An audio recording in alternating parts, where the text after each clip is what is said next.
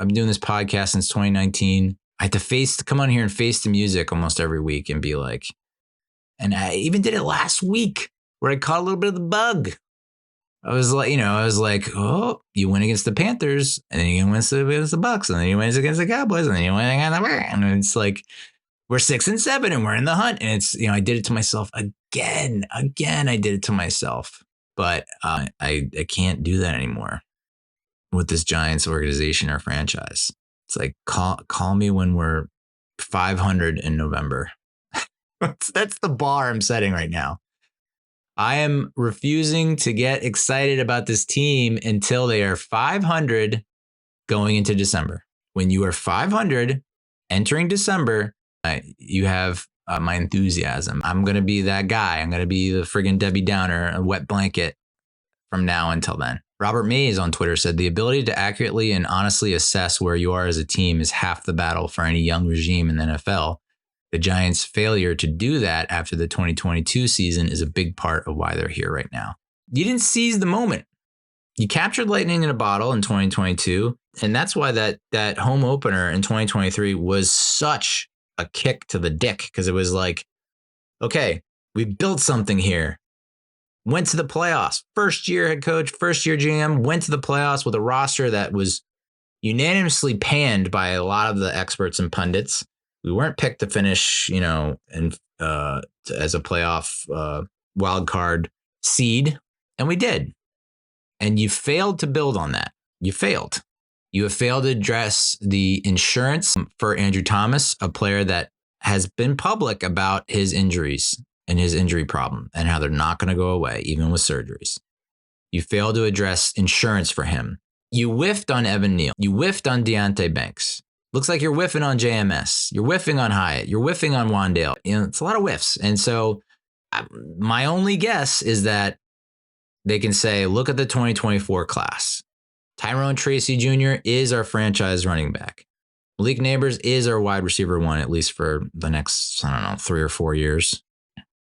Dexter Lawrence wasn't your guy. You can't claim him. Dexter Lawrence was a Gettleman guy. That's been a staple of the Giants franchise for years. It's like anytime that they do get a playoff season, they completely butcher that draft, the ensuing draft. So like 2016, we didn't do anything in the draft. Maybe Sterling Shepard can be your top candidate in the 2016 draft. 2017 draft, it's like you didn't do anything to build on the success that you found. And it's because, as Robert points out, did you take a hard, honest look and say, instead of saying, we made the playoffs, we're a good team, we don't really need any upgrades? Or did you take a look and say, you know what, despite the stat line, despite the numbers, let's go beneath the surface, look at some advanced analytics and say, this person's not working out. This person's not working out. This person's working out. People were ready to turn the page on Eli Manning after his horrific 2013 season. He comes out in 2014, 2015. He puts up like unbelievable numbers with OBJ. Then he completely regresses in 2016, 2017, and most of 2018. It's the failure to address problem areas in a quick enough time. I mean, the amount of corners that we have drafted that have not panned out is astounding. Why? Why is that? I mean, it's time to take a look at the scouting department and say, how many of these scouts have been with us for winning playoff seasons? Point to the players that these scouts have said we should draft and that we have drafted that have turned out well. And I understand, like, it's a family business and you want everyone to respect you and love you and be a good boss. But at the end, dude, I've been subjected to so many mass layoffs. I've been a part of so many mass layoffs on the wrong end of mass layoffs so many times in the past 4 or 5 years. Now, I wasn't underperforming, but because the company's underperforming, we have to cut weight. This whole we need to have patience thing and see it through. I would be more inclined to say that if we were going 8-9, 7-10. Instead, we went 6-11, and now I cannot see us even going 5-12 this year. And we have a healthier roster than we did last year. I just don't understand it. It's like you can point to a number of coaches with losing records and say they should have won these 3 games this year, these 3 games, but they didn't.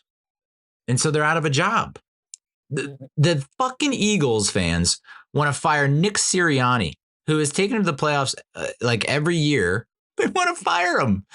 And he's winning. He took him to a Super Bowl. They want to fire him. And we're holding on to Brian Dable because what? We think Daniel Jones is the reason that we're losing. It's like, okay. I mean, yeah, he's a big part of it, but like there's other parts of the game that you can win in. Special teams, defense.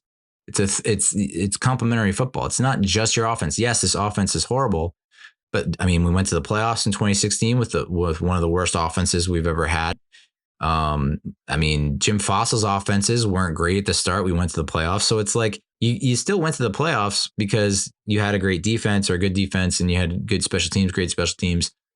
You don't have good or great special teams. You don't have a good or great defense. You have like a decent defense that is pretty good against the pass, but horrible against the run.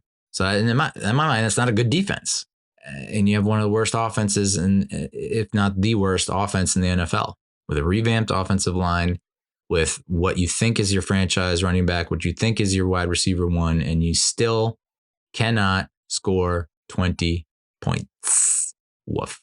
How many years do you have to give them? I've gone over like the history of NFL head coaches with losing records in their first 3 seasons. That's not great, dude. Giants fans don't like having to turn over regimes repeatedly. I know that it's always fire everyone when we're losing, but